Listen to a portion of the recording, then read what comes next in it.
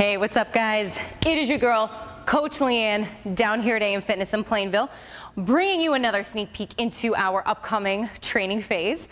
The exercise we are talking about today is called a mini band step with reach. So, as the name suggests, we're gonna need a mini band. We're gonna put that mini band on our shins. Mid shin is kind of where most of us are gonna be, but in terms of level of challenge, we can change the placement to change the challenge. The lower the band is on our legs, more toward our ankles, it's going to create a longer lever arm because the weight is further away from us, so that's more challenging.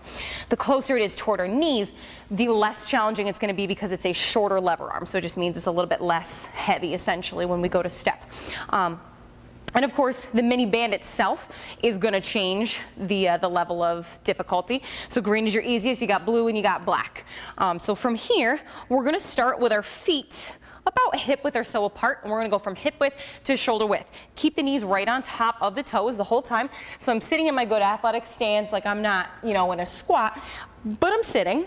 So from here, I'm going to lead with the heel and I'm going to come back. So 2 steps in each direction. Notice how I'm not letting the knee collapse, nor am I kind of leaving it behind, none of that. So when I'm pressing through my external rotators, my glute medius, to get myself to come out. I'm leading with the heel, not the toe, because then I'm going to get too much hip flexor. Leading with the heel, controlling back in. I'm not letting the band pull me together because then there's really no activation there either.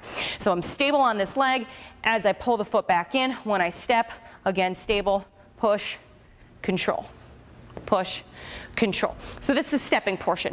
The reach, we're going to grab our sandbell. We're going to keep it in front of our chest the whole time. So we're going to add a little bit of extra core. So again, we're talking about lever arm, how far away something is from you. So this is my challenge, this is my weight, the lever arm, longer, shorter. So I'm in my athletic stance, my eyes are up so that my chest stays up so I don't start rounding out my back. Abs are really tight.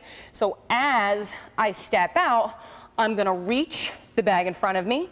I'm going to pull it back in. Step and reach, step and pull. Okay, so the bag itself should stay in line with our chest.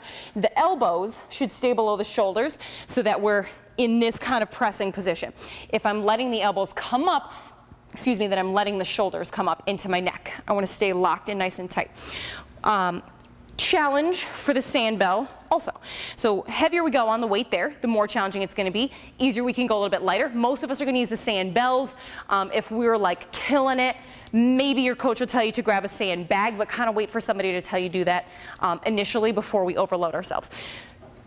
Pace is going to be a bigger indicator here that we need to make sure that we're under control first before we start adding too much weight. The other thing is that if we're feeling any pain in our back, then it's telling us that something's wrong. So we need that nice neutral alignment, the natural S curve of our spine, and we need contraction in our abs so that we're not contracting the muscle of the low back, we're not bending the spine in an unnatural position. So if I'm either rounding or if I'm hyperextending my back, either one of those is going to be wrong. We need neutral alignment. Okay, so playing around with those things, make sure that we're under control. Again, as I say, pace is a huge indicator. So if we start moving too fast, if we're kind of throwing the bag out and pulling it back in, we're not under control.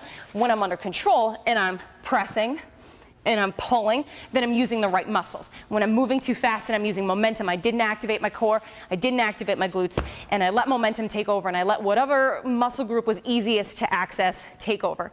And that's really not my goal for this. Again, strength stuff, we want to make sure that pace is under control first, and then we start to add other stuff on top of that. So if you have any questions at all how to perform this exercise, let any one of your coaches know, and we will help you out.